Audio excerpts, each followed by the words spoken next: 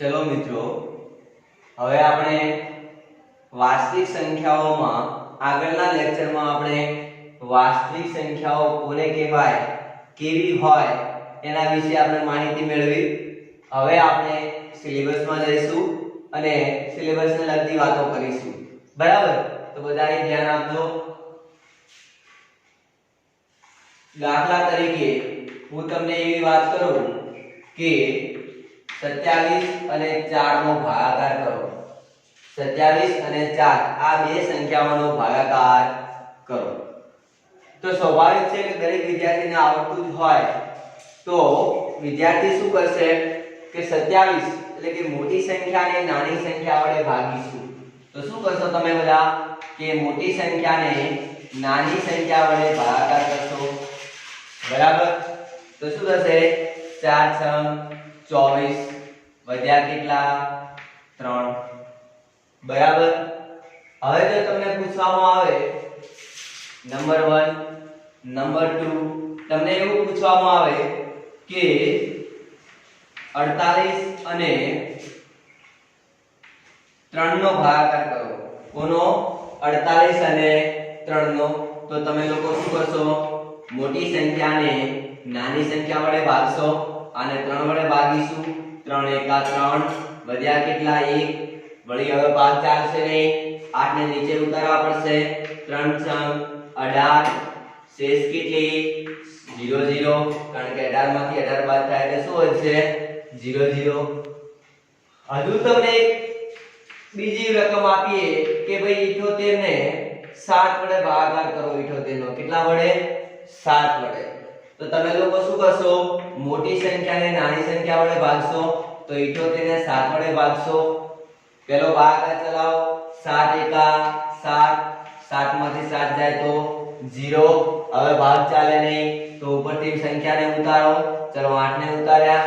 હવે ભાગ ચાલશે? હા. તો વળી 7 એકા 7 વધશે કેટલા? 1. હવે ભાગ ચાલશે નહીં. હજુ એક ઉદાહરણ લઈએ. તમને થોડી નવાઈ લાગશે કે આ ઉદાહરણ શેના માટે લેવા જોઈએ. આ ભાગાકાર તમને આવડે જ છે બધાને, પણ આની પાછળનું કારણ છે એ હું તમને સમજાવું. ચલો હવે આપણે ઉદાહરણ સંખ્યા લઈએ 138 અને ભાગ ચલાવીએ એનો 6 વડે. તો શું કરશો બધા? 138 ને 6 વડે ભાગશો. 6 દુ 12 વધ્યા કેટલા? 1. અને હવે નીચેથી 8 ઉતારીશું. 6 તરી 18 શેષ કેટલી? 0 0, કારણ કે 18 માંથી 18 જાય તો 0. બરાબર? ઓકે. હવે જો અહીં આગળ ચેક શું કરવાનું છે કે કોઈ પણ બે સંખ્યાઓનો ભાગાકાર કરીએ એટલે કે મોટી સંખ્યાને નાની સંખ્યા વડે ભાગીએ તો આ બંનેનો કંઈક ને કંઈક સંબંધ બનશે. કોનો કોનો? આનો અને આનો એક સંબંધ બનશે. કેવો સંબંધ? તો ચેક કરો. અહીં જે મળશે એ હંમેશા આના કરતા નાનું જ હશે.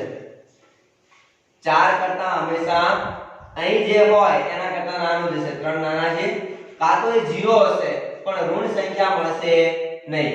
આ જવાબ ક્યારેય માઈનસમાં મળશે નહીં. જુઓ પહેલી વાત, શેષ આ બધાને શું કહેવાય? શેષ. શેષ ઋણ ન હોય. પહેલી વાત. ચલો જોઈ લો ક્યાં શેષ ઋણ મળશે? ના. જો અહીં 0 0, અહીં 1, અહીં 0 0, અહીં 3, ક્યારેય ઋણ મળશે નહીં. બીજી વાત, શેષ શૂન્ય હોઈ શકે. શેષ 0 હોઈ શકે. જો અહીં શેષ 0 મળે, અહીં પણ 0 મળે, તો શેષ 0 તો હોઈ શકે. ત્રીજી વાત કરી હોય તો શેષ ધન પૂર્ણાંક હોઈ શકે. ધન પૂર્ણાંક પણ હોય. જો શેષ ધન પૂર્ણાંક પણ હોય. જો 1 3 આ બધા ધન પૂર્ણાંક છે તો ધન પૂર્ણાંક પણ હોઈ શકે. બીજી વાત, શેષ હવે નવી વાત કરવી છે. જુઓ અહીં આગળ શું વાત કરવી છે કે અહીં જે હોય એના કરતા હંમેશા નાની જ હોય. જો અહીં 3 છે, 3 કરતા નાનું. અહીં જુઓ 7 છે, 7 કરતા નાનું. અહીં જુઓ 6 છે, 6 કરતા નાનું. કોઈ પણ જગ્યાએ કોઈ પણ ભાગાકાર કરો હંમેશા શેષ એ આના કરતા નાની હશે. અને આ બધાને શું કહેવાય? તો આ બધાને કહેવાય ભાજક. શું કહેવાય? ભાજક. આને આપણે ભાજક કહીશું. આને શું કહેવાય? ભાગફળ કહીશું. આને શું કહેવાય? શેષ કહીશું. અને આને શું કહેવાય? ભાજ્ય. શું કહેવાય? ભાજ્ય. બરાબર. તો સમજવા જેવી વાત શું છે કે શેષ હંમેશા ભાજક કરતા નાની હોય. જો શેષ એ ભાજક કરતા હંમેશા નાની હશે તો અહીં એ વસ્તુ લખીશું કે શેષ એ હંમેશા ભાજકથી નાની જ હોય. ચલો તો આપણે આટલી વાતો કરી શક્યા. બરાબર. આપણે હજુ વાત કરી શકાય પણ બીજી હવે વધારે ડીપમાં જઈશું નહીં. ખાલી આપણે શેષને લઈને રિમાઇન્ડર લઈને આપણે ઘણી બધી વાતો કરીશું. બરાબર. તો શેષને લઈને આપણે 4 ટોપિક લખ્યા. કેટલા? 4 વાક્યો લખ્યા. પહેલી વાત, શેષ ક્યારે ઋણ ન હોય. શેષ ક્યારે ઋણ હોય નહીં. શેષ ક્યારે ઋણ હોય નહીં. શેષ 0 હોઈ શકે. શેષ 0 હોય. શેષ ધન પૂર્ણાંક પણ હોય. અને શેષ એ હંમેશા ભાજકથી નાની જ હોય. ભાજકથી ક્યારે મોટી હોય નહીં. તો અહીં આગળ જુઓ, આના માટે શું લખી શકાય? આના માટે આપણે લખીએ પહેલા નંબરના ટોપિક માટે લખીએ તો જો 27 બરાબર શું લખાય? 27 બરાબર 4 ગુણ્યા 6 આ બંનેનો ગુણાકાર અને વત્તા 3. 4 ગુણ્યા 6 વત્તા 3. તો જો 4 × 24 24 ને 3 27 થઈ ગયા. તો 27 એ શું હતું? ભાજ્ય. શું હતું? ભાજ્ય. તો ભાજ્ય બરાબર શું લખાય? ભાજક ગુણ્યા ભાગફળ વત્તા શેષ. તો ભાજક ગુણ્યા ભાગફળ વત્તા શેષ એને શું કહેવાય? ભાજ્ય. શું કહેવાય? ભાજ્ય. બરાબર. એવી નવી વાત આમાં કરી શકાય. જો 78 બરાબર 7 ગુણ્યા 11 વત્તા 1. 7 ગુણ્યા 11 વત્તા 1. જો 11 × 77 77 ને 1 78. અહીં આગળ પણ લખી શકાય 138 બરાબર 6 ગુણ્યા 23 વત્તા 0. 6 ગુણ્યા 23 વત્તા 0 એટલે 23 × 138.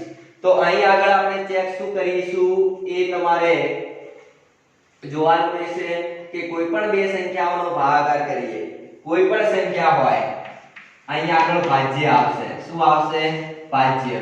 ભાજ્યને હંમેશા શેના વડે ભાગવાના થાય? ભાજક વડે. શેના વડે? ભાજક વડે. અને ઉપર જે મળે એ શું મળે? હંમેશા ભાગફળ મળશે. શું મળશે? ભાગફળ. અને જે છેલ્લે મળશે એને શું કહીશું? શેષ. શું કહીશું? શેષ. બરાબર. હવે ભાજ્યને આપણે a વડે દર્શાવીશું. શેના વડે? a વડે. ભાજ્યને નામ આપો a. ભાજ્યનું નામ શું આપવાનું? a. તો ભાજ્યને a નામ આપો. ભાજકને b નામ આપો. શું નામ આપો? b. ભાગફળને q નામ આપો. શું નામ આપશો? q. q કેમ? કારણ કે q નો મતલબ થાય ક્વોશન્ટ. શું થાય? ક્વોશન્ટ. QUOTIENT. ક્વોશન્ટ એટલે ભાગફળ. આને શું વંચાય? ક્વોશન્ટ. અને ક્વોશન્ટ એટલે ભાગફળ. એટલે ક્વોશન્ટનો આપણે q દર્શાવીશું. શું દર્શાવીશું? q. અને શેષને આપણે r વડે દર્શાવીશું. કેમ r? કારણ કે r નો મતલબ થાય રિમાઇન્ડર. શું થાય? રિમાઇન્ડર. અને રિમાઇન્ડર એટલે શેષ. રિમાઇન્ડર એટલે શેષ. તો આપણે આને શેષને શેના વડે દર્શાવીશું? r વડે. કારણ કે શેષનો ઇંગ્લિશ મીનિંગ થાય રિમાઇન્ડર અને ભાગફળનો ઇંગ્લિશ મીનિંગ થાય ક્વોશન્ટ. તો ક્વોશન્ટનો q અને રિમાઇન્ડરનો r. બરાબર. તો અહીં આગળ આપણે શું જોવા મળશે? જુઓ અહીં આગળ આપણે શું ચેક કરી શકીએ કે ભાજ્ય બરાબર શું લખાય? ભાજક ગુણ્યા ભાગફળ વત્તા શેષ. શું લખાય? ભાજ્ય બરાબર ભાજક ગુણ્યા ભાગફળ વત્તા શેષ.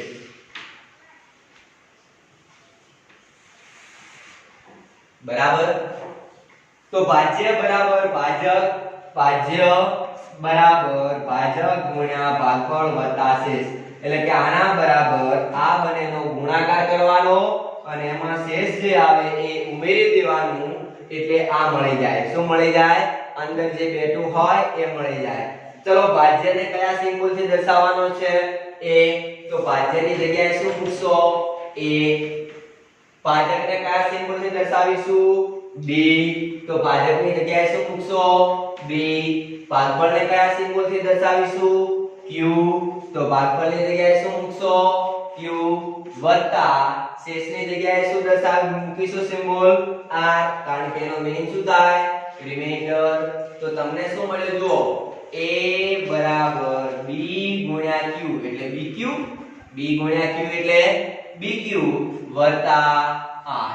તો તમને શું એક જો સરસ મજાનું ફોર્મ્યુલા મળી ગઈ કે a બરાબર bq પ્લસ r.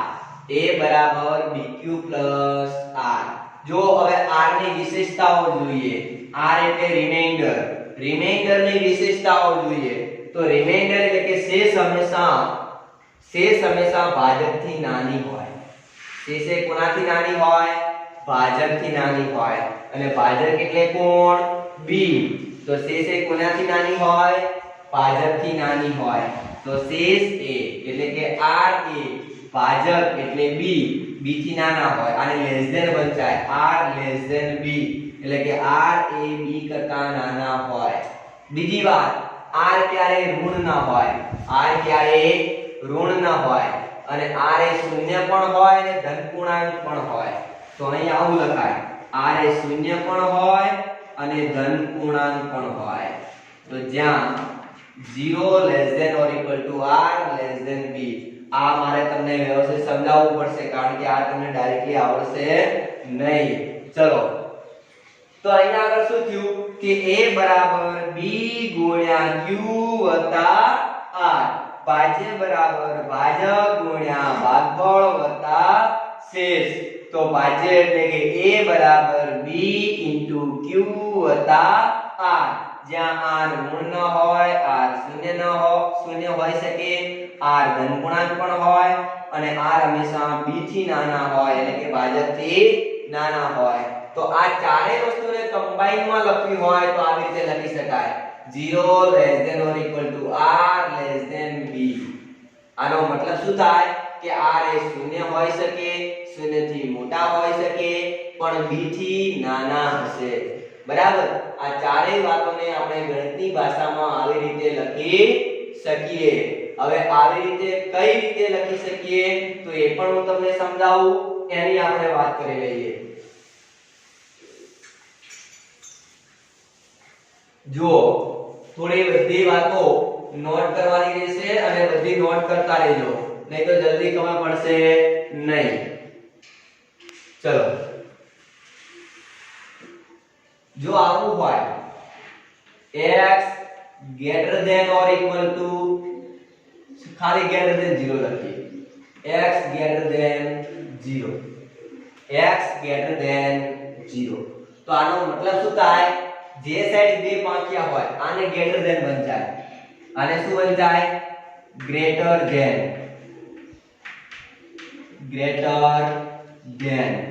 એનો મીનિંગ થાય થી મોટું,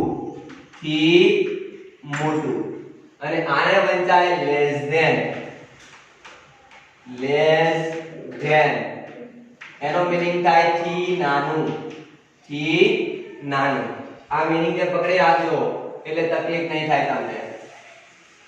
જો greater than એટલે થી મોટું અને less than એટલે થી નાનું.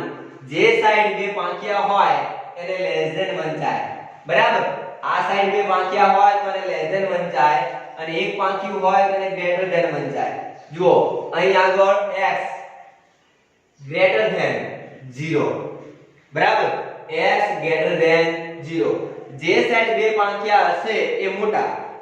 યાદ રાખજો કે જેના બાજુ બે પાંખિયા હોય એ મોટું, જેના બાજુ બે પાંખિયા હોય એ મોટા. અહીં આગળ કેટલા પાંખિયા થશે કુલ જુઓ 1 2 અને 3. તો આ સાઈડ બે પાંખિયા છે અને આ સાઈડ એક. તો જે સાઈડ બે પાંખિયા હોય એ મોટું અને એક હોય એ નાનું. તો આ સાઈડ અહીં કોની સાઈડ બે પાંખિયા છે? x બાજુ. તો x મોટા અને 0 નાના. તો શું વંચાય? x એ 0 થી મોટા છે અથવા 0 એ x થી નાના છે. શું વંચાશે આને? આને આપણે શું કહીશું કે x એ 0 કરતા મોટા છે. બે પાંખિયા કોની બાજુ છે? x બાજુ. તો x મોટા અને જે એક સાઈડ જે બાજુ એક પાંખિયું છે એ નાના. તો x મોટા અને 0 નાના. તો આપણે શું કહી શકીએ કે x એ 0 થી મોટા છે અથવા x એ 0 થી મોટો છે. x એ 0 થી મોટો છે. 0 થી મોટો એટલે શું હોય? આવું હોય 0 1 2 3 -1 -2. 0 થી મોટો એટલે આ સાઈડ હશે. 0 થી નાનો હોય તો આ સાઈડ હોય. એટલે કે 0 થી મોટો હોય તો ધન પૂર્ણાંક હોય, 0 થી નાનો હોય તો ઋણ પૂર્ણાંક હોય. તો x એ 0 થી મોટો છે તો x એ ધન હશે. અથવા બીજી ભાષામાં કેવું હોય તો 0 એ x થી નાનો છે. 0 એ x થી નાનો છે. બરાબર. ચલો બીજી વાત કરીએ. x less than 0. આનો મીનિંગ શું થાય? તો x બે પાંખિયા કોની બાજુ? x બાજુ. બે પાંખિયા કોની બાજુ? 0 બાજુ. તો 0 મોટા અને x નાના. તો શું વંચાય? x એ 0 થી નાનો છે. x એ 0 થી નાનો છે. કારણ કે બે પાંખિયા કોની બાજુ છે?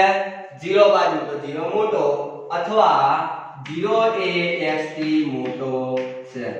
0 એ x થી મોટો છે. બરાબર. x એ 0 થી નાનો છે અથવા 0 એ x થી મોટો છે. કોઈ બી કન્ડિશનમાં લખો મોટો કોને રાખવાનો? 0 ને રાખવાનો.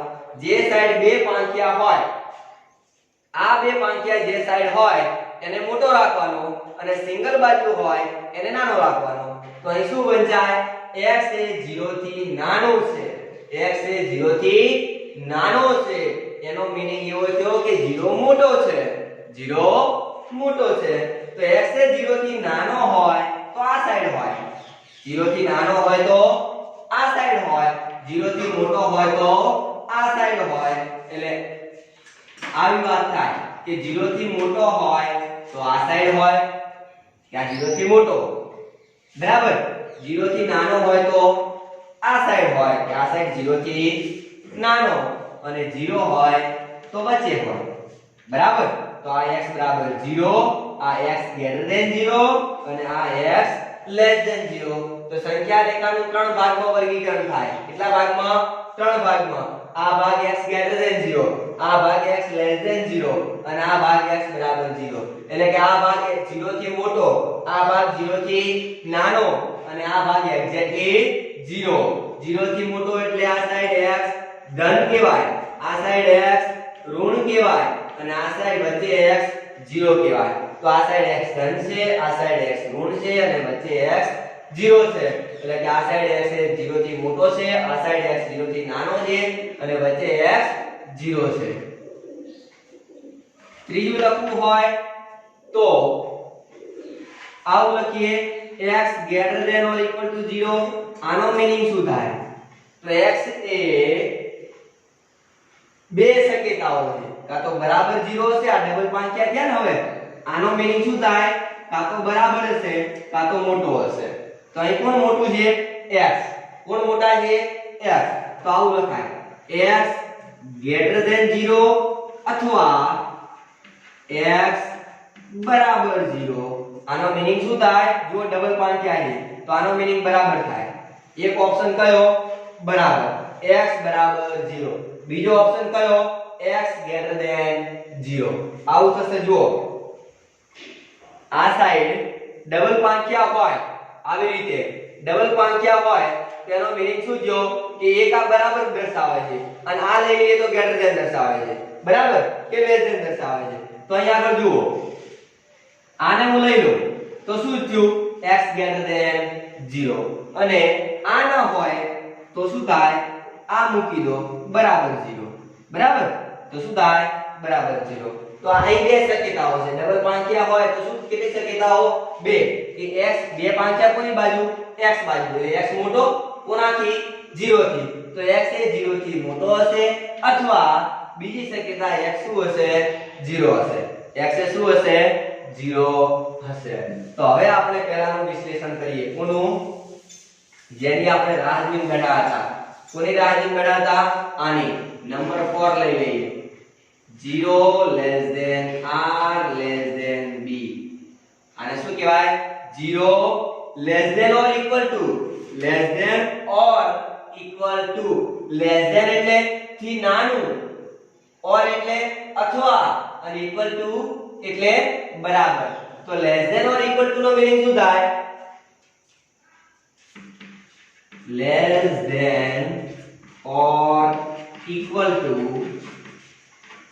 એનો મીનિંગ શું થાય થી નાનું અથવા બરાબર થી નાનું અથવા બરાબર તો આ શું થાય 0 એ r થી નાનો અથવા બરાબર છે અને r એ b થી નાનો છે તો આનો મીનિંગ થાય જુઓ આવો થાય જુઓ અહીં ધ્યાન આપજો 0 less than or equal to r 0 less than or equal to r અને r less than b અને r less than b તો આનો મીનિંગ થાય કે r જુઓ બે પાંખિયા કોની બાજુ r બાજુ તો શું કહેવાય કે r એ 0 થી મોટો છે અથવા તો બે ડબલ પાંખિયા છે એટલે r બરાબર 0 હશે અને r અહીં ડબલ પાંખિયા b બાજુ એટલે કે b મોટો છે અને r નાનો છે b મોટો અને r નાનો અહીં r મોટો અને 0 નાનો તો અહીં શું લખાય 0 less than r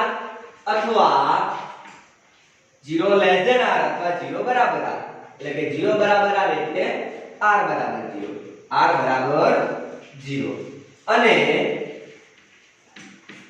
બીજું શું r less than b તો r less than b હવે લખી દઈએ અહીં આગળ શું લખીશું તો એ લખીશું કે r એ 0 થી મોટો જો ડબલ પાંખી r બાજુ છે ને તો r મોટો 0 નાનો અથવા r બરાબર 0 તો r 0 પણ હોઈ શકે અને 0 થી મોટો પણ હોઈ શકે r એ 0 અથવા 0 થી મોટો છે બરાબર r એ 0 અથવા 0 થી મોટો છે અને r એ b થી નાનો છે અને r એ b થી નાનો છે તો જો ઘણી બધી વાતો થઈ ગઈ કઈ વાત કે r એ 0 અથવા 0 થી મોટો હશે 0 અથવા 0 થી મોટો હશે આનો મીનિંગ શું થાય r એ 0 અથવા 0 થી મોટો હશે અને r એ b થી નાનો હશે b થી નાનો હશે તો r એ 0 અથવા 0 થી મોટો હશે એટલે કે ઋણ નહીં હોય 0 હશે અથવા 0 થી મોટો એટલે ધન પૂર્ણાંક હશે અને ભાજક થી નાનો એટલે b થી નાનો હશે બધી વાતો આમાં આવી ગઈ જે વાત આપણે અહીં કરી હતી તો આનો મીનિંગ શું થાય કે શેષ હંમેશા 0 હોય 0 થી મોટી હોય અને ભાજકથી નાની હોય તો કોઈ પણ બે સંખ્યાઓનો ભાગાકાર ગમે ત્યારે ગમે તે સંખ્યાઓનો કરશો તો હંમેશા માટે જે શેષ મળશે એ શેષ 0 અથવા 0 થી મોટી હશે અને ભાજકથી હંમેશા નાની જ હશે આટલું મગજમાં ફિટ કરી લેજો ચલો આગળ જઈએ હવે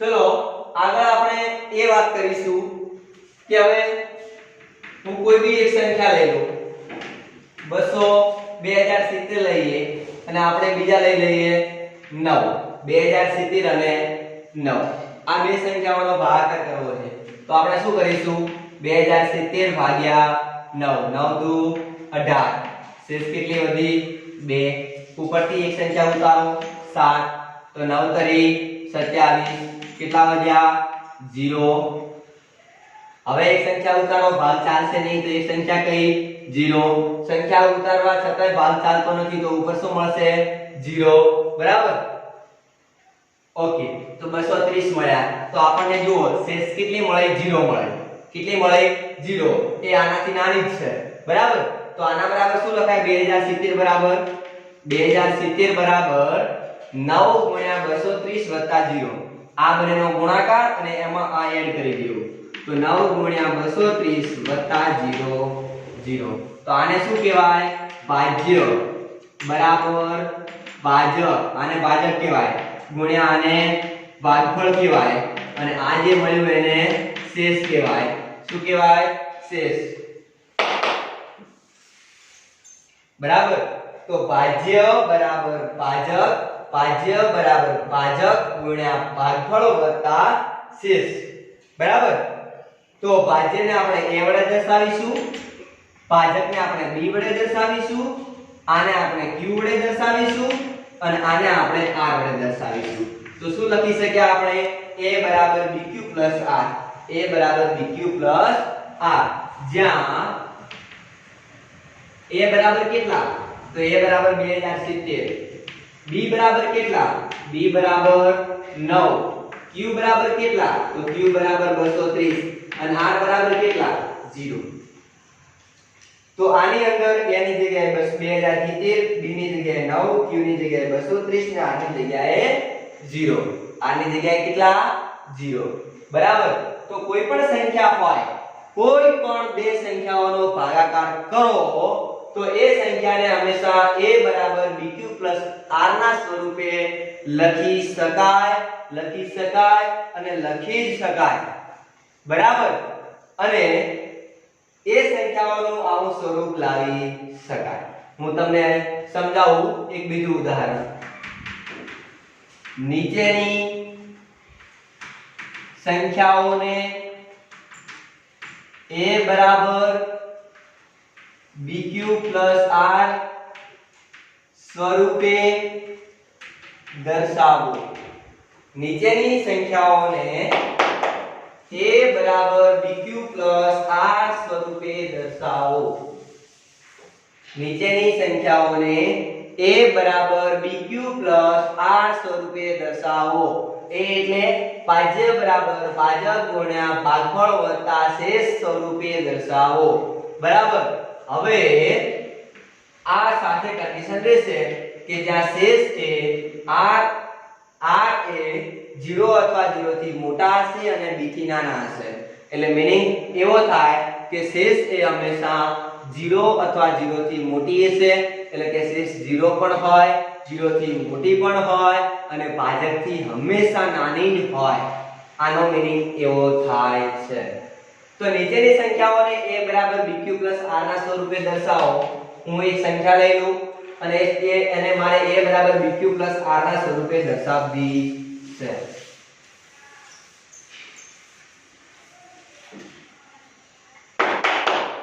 આ બધું એના માટે કરવું પડે છે કે તમને એક પ્રમેય સમજાવવાનો છે એ પ્રમેય સમજાવવા માટે આપણે આટલી બધી એક્સ્ટ્રા મહેનત કરવી પડે છે બરાબર જોઈ લો કોઈ પણ સંખ્યા લઈએ 4646 73 અને અહીં આગળ લઈ લઈએ આપણે 7 બરાબર આ બે સંખ્યાઓને a બરાબર bq r ના સ્વરૂપે દર્શાવવાની છે બરાબર a બરાબર નહીં તો 12 લઈએ આટલી મોટી સંખ્યા છે તો ભાજક પણ મોટો રાખીએ 12 આ સંખ્યાને આપણે a બરાબર bq r ના સ્વરૂપે દર્શાવવી છે ધ્યાન આપજો હું દર્શાવી આપું જો મોટી સંખ્યાને નાની સંખ્યા વડે ભાગીએ 12 ચલો ભાગાકાર કરો 12 એકા 12 12 દુ 24 12 તરી 36 12 ચોગુ 48 તો 48 તો વધી ગયા તો 12 તરી 36 વધ્યા કેટલા 0 અને અહીં આગળ 1 4 તરી સોરી 36 અને 46 હવે ભાગ ચાલશે નહીં તો ઉપરથી કોને ઉતારો 4 ને બરાબર હવે ભાગાકાર કરો 12 સીતુ 84 અને 12 આઠું 96 તો 12 આઠું 96 અને 12 નવા તમને ખબર છે 108 9 દુ 18 9 એકા 9 અને 1 10 12 દાને 120 12 આઠું 96 16 અને 9 બરાબર તો હવે 12 આઠું 96 વાળો ભાગ ચાલશે 12 નવા 108 વાળો ભાગ ચાલશે તો 108 તો વધી જાય તો 12 આઠું 96 96 થયા તો અહીં કેટલા વધ્યા 8 કારણ કે 96 અને 8 કેટલા થાય 104 હવે ઉપરથી શું ઉતારીશું 7 ને ઉતારીશું તો 7 ને ઉતારો નીચે વળી ભાગ ચલાવીએ 12 સીતુ 84 12 સીતુ 84 તો 87 માંથી 84 બાદ કરીએ તો 3 બરાબર હવે ભાગ ચાલશે નહીં વળી 3 ને નીચે ઉતારો તો 12 દુ 24 કારણ કે 12 તરી 36 33 કરતા વધી જાય તો અહીં વધ્યા 24 કેટલા વધશે 6 3 9 6 3 9 તો અહીં આગળ બધી સંખ્યાઓ ઉતારી દીધી અને આપણી ભાગાકારની વિધિ પૂર્ણ થઈ ગઈ ભાગાકાર કરતા તો તમને આવડે તો ભાગાકારની વિધિ પૂર્ણ થઈ ગઈ અને આપણને ખબર પડી કે આ જે મળી એને શું કહેવાય શેષ શેષ એ 12 થી નાના છે એટલે કે ભાજકથી નાની છે બરાબર શેષ એ કેવી છે ભાજકથી નાની છે તો હવે જુઓ અહીં આના માટે શું લખાય માટે 46 47 3 બરાબર 12 ગુણ્યા 38 72 9 શું લખાય 46473 46473 બરાબર આ બંનેનો ગુણાકાર વત્તા આ એટલે કે 12 ગુણ્યા 3872 વત્તા 9 12 ગુણ્યા 3872 વત્તા 9 બરાબર ઓકે તો આ શું હતું આને શું કહેવાય તો આને કહેવાય ભાજ્ય શું કહેવાય ભાજ્ય આને શું કહીશું ભાજ્ય આને શું કહીશું ભાજક આને શું કહીશું ભાગફળ અને પહેલાને શું કહીશું શેષ તો શું લખાય ભાજ્ય બરાબર ભાજક ગુણ્યા ભાગફળ વત્તા શેષ અને ભાજ્ય બરાબર ભાજક ગુણ્યા ભાગફળ વત્તા શેષ એટલે આને a અને b અને q અને r માટે શું લખાય a બરાબર bq r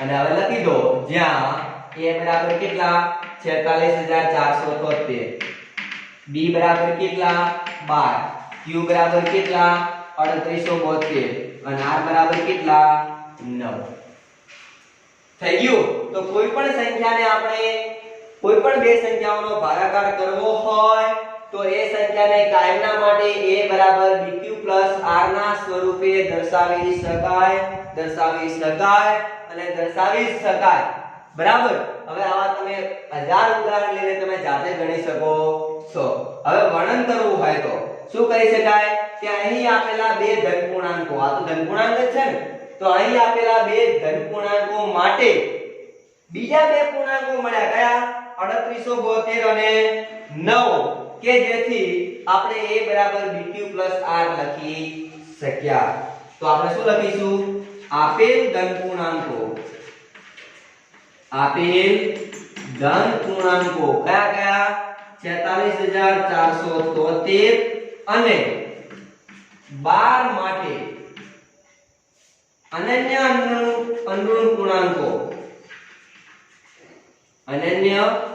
અનઋણ પૂર્ણાંકો કયા કયા 3872 અને 9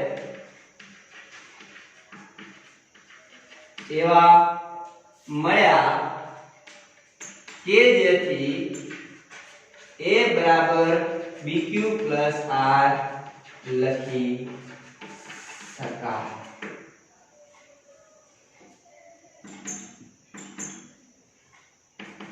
તો શું કામ કર્યું કે તમને બે પૂર્ણાંકો તો આપ્યા જ હતા 46473 અને 12 અને આના સિવાયના બે તમે આ બે તો આપેલા જ હતા અને આના સિવાયના બે તમે શોધી કાઢ્યા કયા 3872 અને 9 કે જેથી તમે એક આવું સ્વરૂપ બનાવી શક્યા અને આ છે યુક્લિડના ભાગાકારનું પૂર્વ પ્રમેય. શું છે? યુક્લિડના ભાગાકારનું પૂર્વ પ્રમેય. તો એ પ્રમેય હવે હું લખી દઉં એટલે તમને પ્રમેયમાં માહિતી મળી જશે. તો હવે આપણે પ્રમેય લખીશું. એક પ્રમેય લખવા માટે કરીને આપણે આજે આટલી બધી મહેનત કરવી પડે છે, કારણ કે તમે પ્રમેય સમજી શકો અને એને ગોખણપટ્ટી ના કરો અને એ પ્રમેય સમજી શકાય એના માટે આપણે આ બધી વધારાની મહેનત કરી છે. જે ફક્ત 5 જ મિનિટનું કામ હતું એને આપણે 1 કલાક સુધી લંબાવ્યું છે. એટલે ધ્યાન આપજો.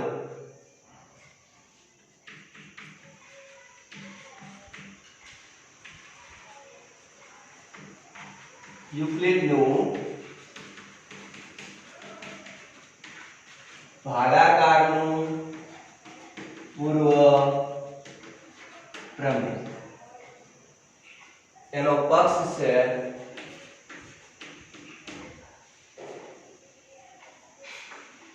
આપેલા ધન પૂર્ણાંકો a અને b માટે અનન્ય અનઋણ પૂર્ણાંકો q અને r એવા મળે કે જેથી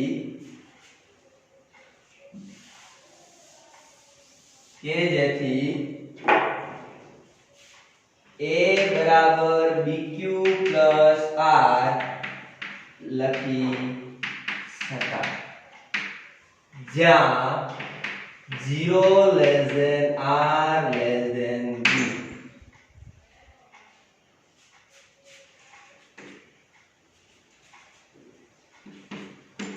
જુઓ અહીં આગળ આપણે આ વાત પૂરી થઈ અને આપણા પ્રમેયની વાત પણ પૂરી થઈ છે, બરાબર. તો આ આપણો પ્રમેય છે. કયો પ્રમેય? યુક્લિડના ભાગાકારનું પૂર્વ પ્રમેય, જે તમારે મગજમાં ફિટ કરવાનું રહેશે. તો યુક્લિડના ભાગાકારનું પૂર્વ પ્રમેય શું મળ્યું કે આપેલા ધન પૂર્ણાંકો a અને b માટે, એટલે કે આપેલા બે પૂર્ણાંકો માટે, જેમ કે અહીં મેં તમને લખ્યું હતું 46473 અને 12 માટે આપેલા બે ધન પૂર્ણાંકો માટે, એટલે કે આપેલા ધન પૂર્ણાંકો કયા? આપેલા બે ધન પૂર્ણાંકો 46473 અને 12 માટે અનન્ય અનઋણ પૂર્ણાંકો q અને r એવા મળશે. એટલે કે આના માટે બીજા બે અનન્ય અનઋણ પૂર્ણાંકો 3872 અને 9 એવા મળે કે જેથી a બરાબર bq plus r લખી શકાય, બરાબર. જ્યાં 0 less than or equal to r less than b આ શરત છે કે શેષ એ 0 અથવા 0 થી મોટી અને b થી નાની હશે, બરાબર. તો યુક્લિડના ભાગાકારનું પૂર્વ પ્રમેય શું થયું? તો યુક્લિડના ભાગાકારનું પૂર્વ પ્રમેય એ થશે કે આપેલા ધન પૂર્ણાંકો a અને b માટે અનન્ય અનઋણ પૂર્ણાંકો q અને r એવા મળે કે જેથી a બરાબર bq plus r લખી શકાય, જ્યાં 0 less than or equal to r less than b હશે, બરાબર. તો આ પ્રમેય છે, એનો પક્ષ છે, જે તમારે યાદ રાખવાનો રહેશે. અને આના સિવાયની જે વધારે માહિતી હતી મેં તમને એક્ઝામ્પલ આપી અને આખો પ્રમેય તમને સમજાવી દીધેલ છે. એટલે ગોખણપટ્ટી કરશો નહીં, વ્યવસ્થિત સમજશો અને આ બધું લખી દેશો, બરાબર. હવે પછીના લેક્ચરમાં આપણે ઉદાહરણ 1 થી સ્ટાર્ટ કરીશું એની ભાગ પ્રવૃત્તિથી.